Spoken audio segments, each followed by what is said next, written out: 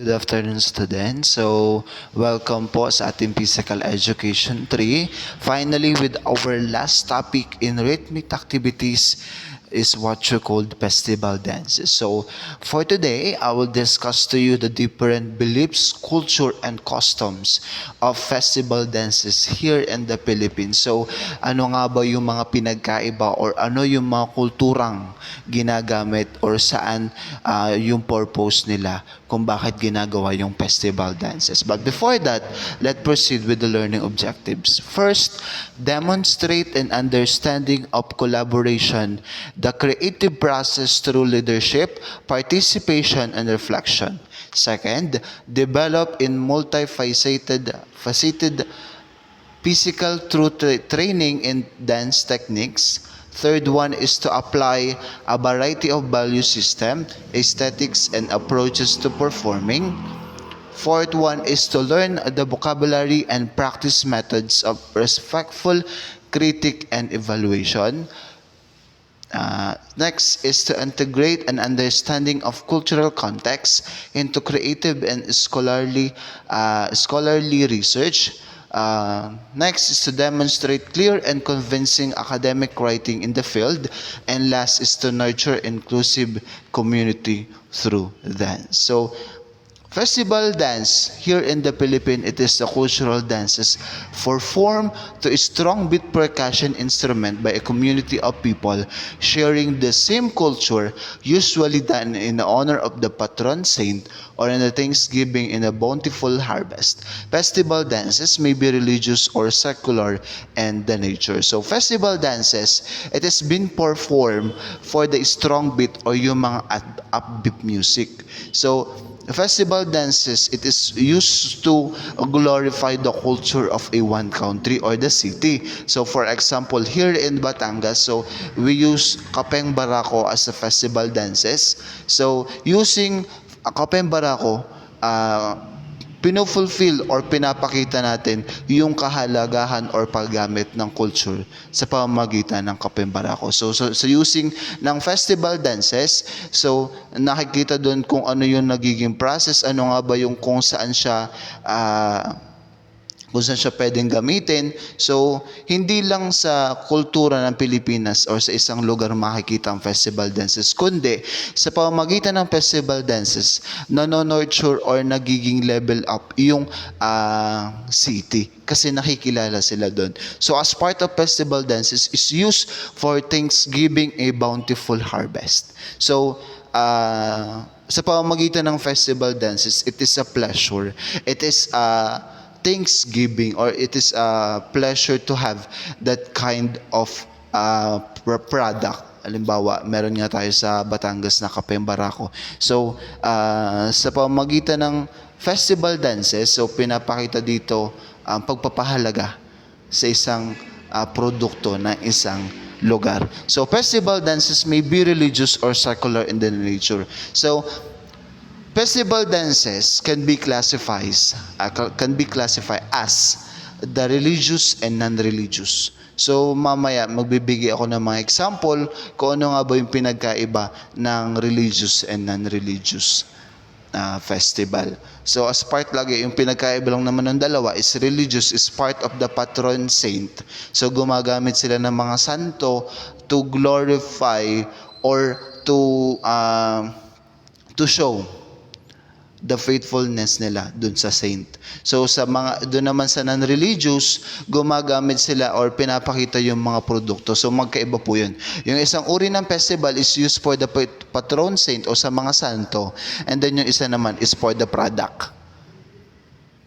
So next po natin, but the thing about festival is that they add to merrymaking and festivities where they celebrated the reason why they are called festival dances. After all, festival dances draw the people culture but portraying the people's way of life through movements, costume, and implements inherent on their place of origin. So as part of festival dances, so sa sa makikita pa lang, nakapanood na naman kayo ng festival dances. Sa costume pa lamang, sa product na pinapakita, dun sa mga, sa places, yung mga backdrop na ginagamit nila sa likod. Doon mo malalaman kung saan lugar, kung ano yung pinagmamalaki nilang produkto habang sila ay nagsasayaw. So, katulad ng sinabi ko kanina, to show the appreciation and use of the product by its city for the festival dances. So sa pamamagitan ng pagpapakita nila ng costume, ng movement, ng mga places nila o pinapahalagahan nila yung mga place, nagiging maganda yung presentation nila at nagiging relate iyon sa kanilang city. Next, some of the famous festival in the country include Sinulog of Cebu, Dinagyang of Iloilo, ATI-ATIHAN of Kalibo, Aklan, Boyogan and Lingayen of Leyte, Bangus of Dagupan, Tinalak of South Cotabato, Mascara Festival of Bacolod City, Bambanti of Isabela, Kadayawan Festival of Davao. Many others, especially from Luzon, are now paving their way to join the country's festival of the festival. The Aliwan Festival, which is done in the month of April, Filipinos do festival primarily to celebrate. There are multitude of reasons for this reason. We celebrate our unity amidst and diversity of cultures, and we celebrate our industry being about the bountiful harvest. So, yung mga nabanggit ko na festival dances is very popular here in the Philippines. So meron pa siyang coverage minsan sa TV, and as you can see, pinapakita talaga nila yung culture or the diversity of culture nila doon sa isang lugar. And kung may product man silang ini-endorse or meron silang product na ipinagmamalaki, isinasama nila yun sa kanilang festival dances.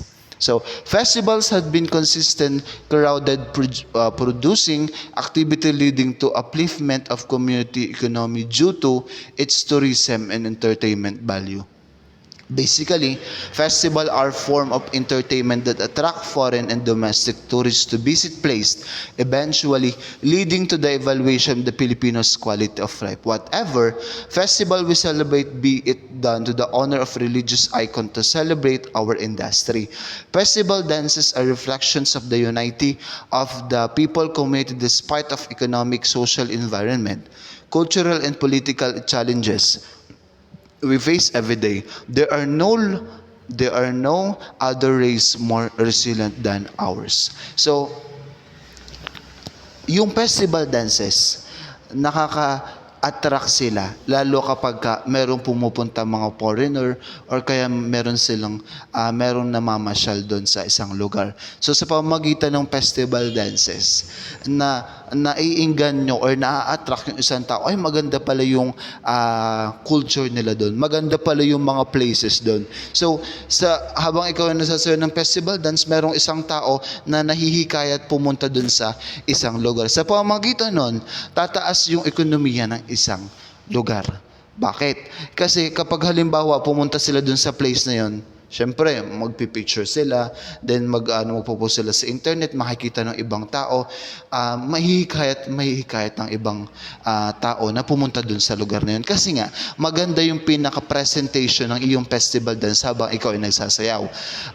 Sabi pa dito, as part of our challenges that we take from now, so as part ng mga pandemic o kaya naman ay may mga nangyayari dito sa bansa, festival dances can use or can attract the economy of our country to be level up.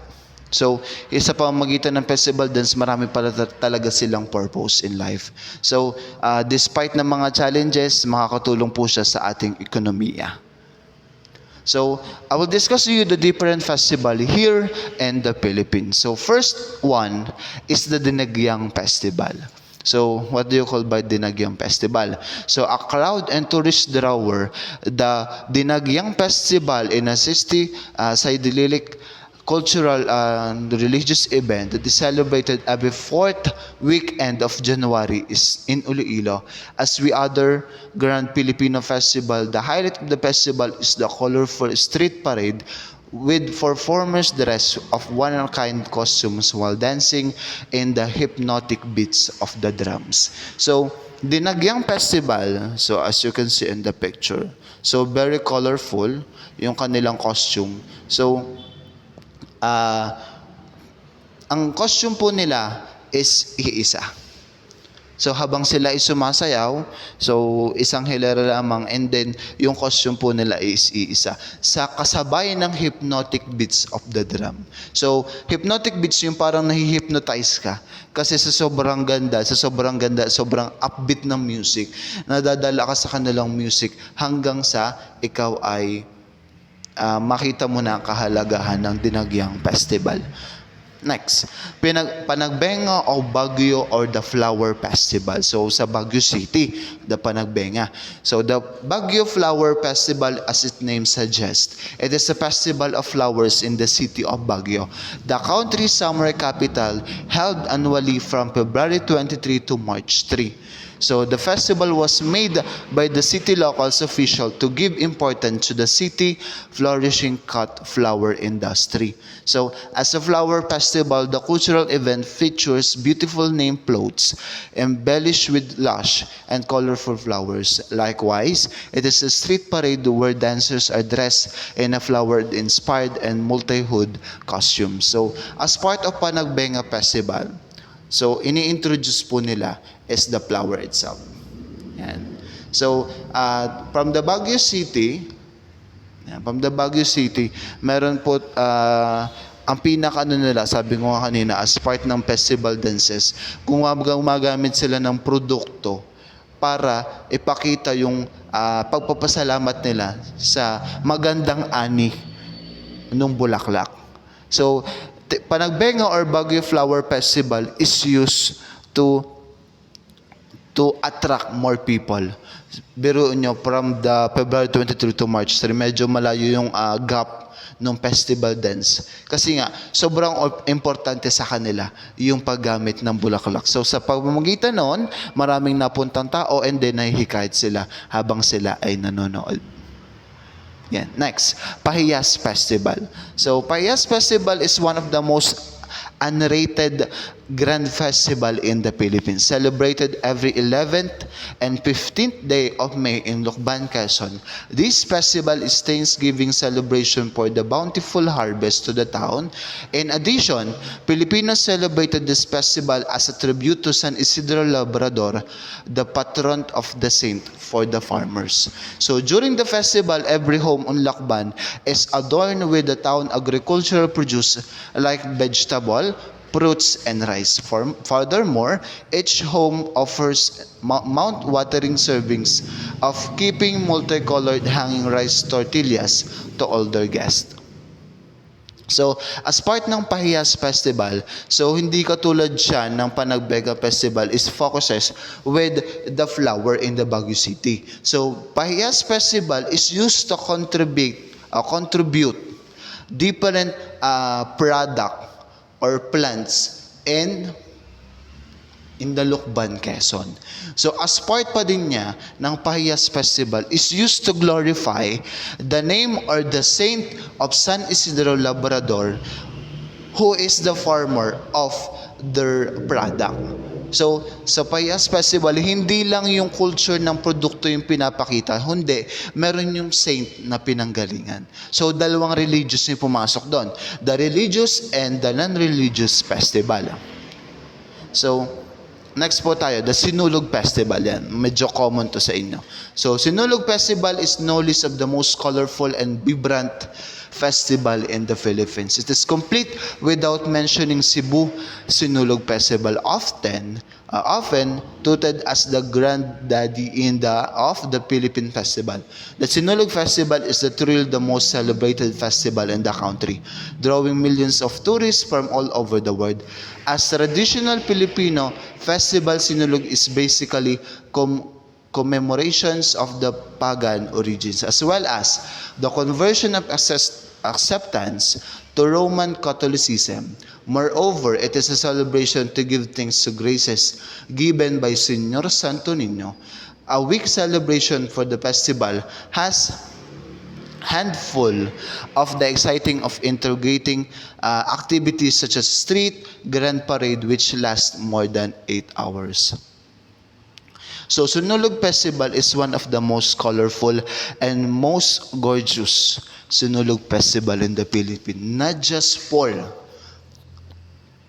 their not just for the product of the Cebu City, but to encourage kasi millions of people ang nakikiselebrate sa kanila when it comes to Sinulog Festival. So, Sinulog Festival is very popular here in the Philippines. So, moreover, hindi lang pala produkto yung pinapakita ng Sinulog Festival, kundi meron din po silang saint. So, ang saint po nila is si Señor Santo Niño. So, kung napanood niyo po yung KMJS, yung sinauling Santo Niño, so, pwede po siyang gamitin. So, yun po yung ginagamit nila as part of their colorful way of giving or thanksgiving to the patron and for the products of the Sinulog Festival. So, it is very common here in the Philippines, the Sinulog Festival. Next, ATI-ATIHAN Festival. So, held every third Sunday of January in Calibo. The ATI-ATIHAN Festival is easily one of the biggest festival celebration in the country. Like Sinulog, the festival serves as a tribute of the Senior Santo Niño, and this annual Filipino festival, locals as well as the foreign tourists intermingle in the town streets in frenetic amusement of the couple of days or more. During the festival climax, the street becomes bustling cultural center with the performers dancing to tribal music while wearing indigenous weapons and costumes. So as part of ATI-ATIHAN Festival, so parang pares lang din po siya ng Sinulog Festival na to showcase the product of their country or their city. So, ATI-ATIHAN Festival is used also to glorify and thanks to the creator of those products, which is the Señor Santo Niño. So, ATI-ATIHAN Festival, it is also popular here in the Philippines. So, ATI-ATIHAN Festival and Sinulog Festival is very important here in the Philippines. So, to sum up, festival dances is very important in our life, in ourselves, in our community, and for our country. So for yourself, so dahil nga hindi mo alam sa sarili mo yung iba't ibang festival dances, dahil sa festival dance o sa dahil na nakita mo silang naparada, nagkaroon ka ng knowledge about doon. Sa community naman, so kanina nga yung na-discuss natin sa iba't ibang festival dances, hindi lang sa culture, hindi lang sa mga saint ginagamit siya, kundi sa ating economic or sa ating economy. So sa country, ganun din. So as part of festival dances, it is very important in our daily life living. So hindi lang pinapakita niya yung showcase ng iba't ibang aspeto, kundi sa lahat ng aspect ng buhay ng tao kasama siya. So yun lamang po at maraming salamat.